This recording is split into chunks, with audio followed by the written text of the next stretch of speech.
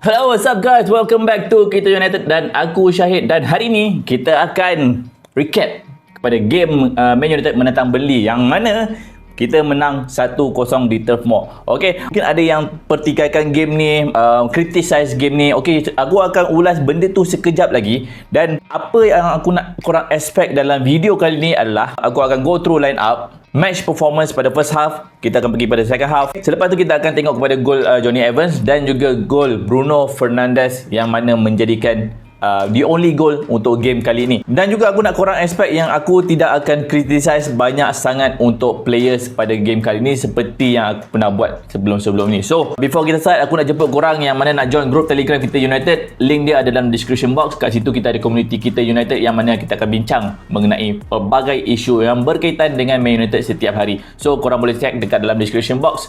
Alright, so let's get to it. Okay, Man United menang 1-0 menentang dengan Burnley di Turf Moor yang merupakan satu kemenangan yang sangat-sangat penting. Kemenangan ni tak akan jadi lebih penting sebab kita, you all kena ingat, baru lepas kalah dengan Bayern. Sebelum tu kita kalah dengan Brighton, dan sebelum tu kita kalah dengan Arsenal, which is menjadikan kita 3 game kalah dan 2 game dalam Premier League yang kita kalah berturut-turut. So this match is a very important match yang memang kena menang untuk kita gain momentum sebelum kita berjumpa dengan tim-tim lain yang mana ada lebih kurang 6 ke 7 game lagi, tak silap aku lebih kurang 6 game lagi sebelum kita bertemu dengan the main test iaitu Man City. So hopefully this is a start untuk win runs kepada Man United, dan aku harap lepas ni kita akan dapat teruskan this momentum. Walaupun yang you all tahu dengan keadaan squad yang memang tempang, kita ada ramai gila injury.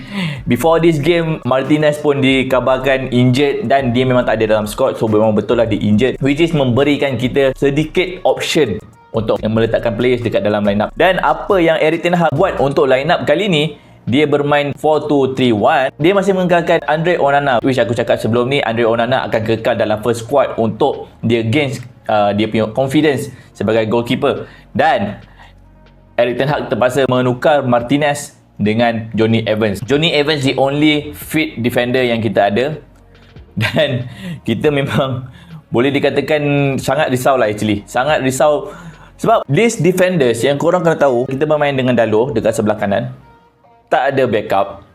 Kita bermain dengan kita punya third choice centre back iaitu Victor Lindelof. Lepas ni memang tak ada backup. The only backup yang ada adalah Harry Maguire, dan Varane pun masih belum cukup fit. Dan kita terpaksa bermain dengan kita punya fifth choice centre back iaitu Johnny Evans.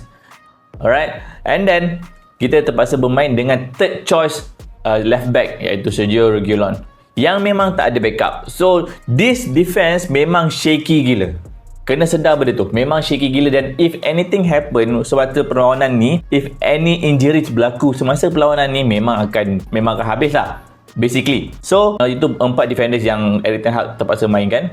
Dan dekat bahagian defensive midfield, Erik ten Hag meletakkan double pivot iaitu McTominay dan juga Casemiro. Casemiro masih lagi mengekalkan tempat dia, dan McTominay pula dimasukkan sebagai pivot, dan bukan secara swap yang sebelum ini Erik ten Hag buat masa lawan dengan Brighton, yang dia swap dengan Bruno Fernandes daripada central midfield kepada right wing. Seterusnya Erik ten Hag meletakkan Bruno Fernandes di bahagian wing kanan, Hannibal di sebelah attacking midfield, which is surprising. Yang aku expect mungkin Pellistri yang akan main sebenarnya, tapi dia letakkan Hannibal dekat dalam attacking midfield, dan juga wing kiri seperti biasa Marcus Rashford bermain di situ, dan number 9 kita ada Rasmus Højlund.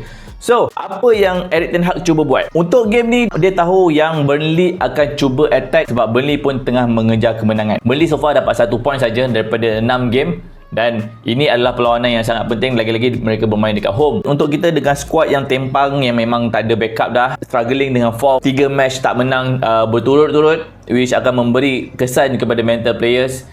Tapi untuk kita dapat kemenangan ni, ia akan memberikan lebih boost. Bukan saja kemenangan, korang kena tahu, clean sheet. Clean sheet ni adalah sangat-sangat penting untuk Onana, sebab ia akan memberikan lebih confidence kepada dia, meningkatkan lagi moral defenders. Sebab sebelum ni memang banyak gila bolos, 14 gol dalam masa beberapa perlawanan. So this clean sheet is very very important, super important. Lagi-lagi dengan defenders yang kita ada, untuk dapat clean sheet, it's a very positive news untuk squad. So pemilihan pemain yang digunakan oleh Erik ten Hag juga pada first half mungkin sedikit shaky sebenarnya, lagi-lagi pada bahagian McTominay. Tapi as long as kita masih lagi tak bolos dan kita bernasib baik yang Burnley tidak clinical depan gol, suatu benda yang boleh dikatakan sebagai blessing kepada squad. Sebab sekiranya Burnley dapat skor dulu, aku rasa Man United akan sangat-sangat goyah untuk perlawanan ni. Sebab kalau Burnley skor dulu, mental player confirm akan bertambah koyak. Guarantee. Tapi itu tak terjadi. Mereka boleh dikatakan tak ada gigi untuk bite kita punya gol. At the same time, kita juga membuat attacking demi attacking supaya kita dapat mencari kita punya first goal. Dan datang kepada gol Johnny Evans melalui set piece daripada corner kick. Dan Johnny Evans dapat score that goal. Tapi VAR membatalkan gol tersebut. Mula-mula gol itu dibatalkan disebabkan offside oleh Rasmus Højlund. Tapi actually dia bukan dibatalkan disebabkan offside. Dia adalah lebih kepada obstruction Rasmus Højlund terhadap goalkeeper. Sebab kedudukan Rasmus Højlund terlalu dekat kepada goalkeeper dan menghadkan pergerakan goalkeeper untuk menjaga debi gawang. Bagi aku, gol tu memang layak dibatalkan. I'm being fair. Kalau korang kata aku fan United yang memang akan defend that goal, no. Selagi aku boleh being fair dalam satu-satu keputusan, aku akan being fair, being honest dengan korang. So gol tersebut memang ada obstruction daripada Rasmus Højlund. Tapi yang penting, bila gol tu terjadi, dia akan memberi kesan mental kepada defenders Burnley. Sebab korang kena ingat, lagi sekali yang aku nak ingatkan kepada korang, Burnley tengah mencari kemenangan, Man United pun tengah mencari kemenangan. Whoever yang score dulu, that team yang concede that goal akan koyak. So apa yang terjadi? Man United score dulu, walaupun gol tu dibatalkan, sedikit sebanyak dia akan efek kepada mental pemain-pemain Burnley. Seterusnya memang ada banyak chance after chance attack daripada Burnley pun tak memberikan hasil juga. So itu sedikit sebanyak memang akan menjatuhkan moral Burnley juga. Sebab korang kena tengok, Burnley memang conquer game first half. Lebih kurang 60% possession compare kepada United. Jadi bila diorang concede gol pertama, walaupun gol tu dibatalkan, and then diorang maintain possession, attack after attack, tapi tak dapat convert menjadi gol, so dia akan effect kepada mental. So ini adalah secara mental yang maybe you all perlu tahu daripada perspektif Burnley. Dan kemudian bila gol Fernandes dijaringkan, ini memang akan bertambah koyak untuk Burnley. Sebab ini juga yang terjadi kepada Man United masa menentang Tottenham. Kita attack after attack, kita control game masa lawan Tottenham masa first half, tapi kita tak clinical. The same situation yang terjadi kepada Burnley.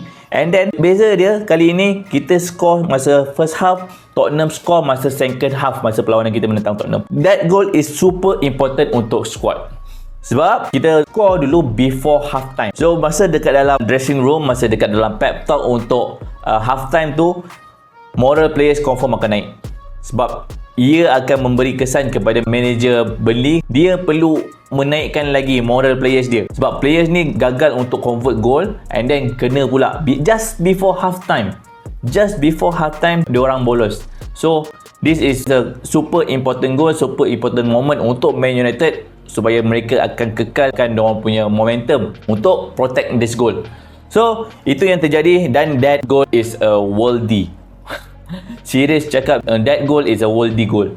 Sebab dia mengingatkan aku kepada gol Robin van Persie masa menentang Aston Villa, di mana Rooney buat hantaran daripada belakang dan first timer daripada Van Persie menejah kepada gol Aston Villa pada ketika itu dan mengesahkan Premier League kepada Man United.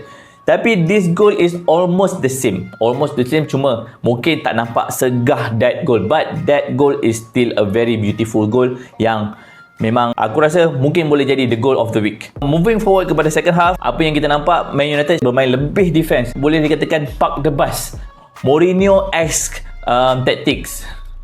Sebab kita tahu kita tak ada defense yang solid, dan Erik ten Hag mengambil langkah untuk turun lebih deep, memberikan lebih solid block kepada kita punya defensive line supaya Burnley susah untuk attack, dan kita biarkan Burnley bermain bola dan mereka cuba attack after attack dan masih lagi gagal untuk menembusi kita punya defensive line. Bagi aku, masa second half ni, minit ke-70, apa yang merisaukan aku is Erik ten Hag punya taktik untuk tak menukarkan mana-mana pemain. Sebab kita ada pemain yang memang dah main week in week out, 2 games in a week, macam Reguilon, macam Dalot. These players kalau kita tak keluarkan, kita tak ada backup dah. So ini yang datang kepada aku punya criticism untuk Erik ten Hag tentang dia punya substitution strategy.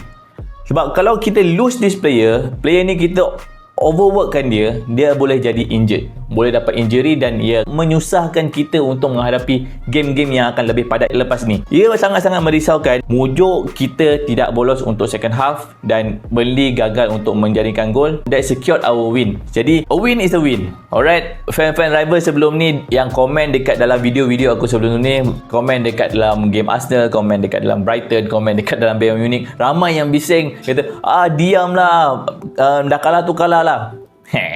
Alright, so aku rasa kali ni tak ada peluang untuk korang komen macam tu, dan aku akan tengok adakah korang akan memberi kredit kepada Man United ataupun tak. Dan aku rasa mungkin ini tak akan terjadi.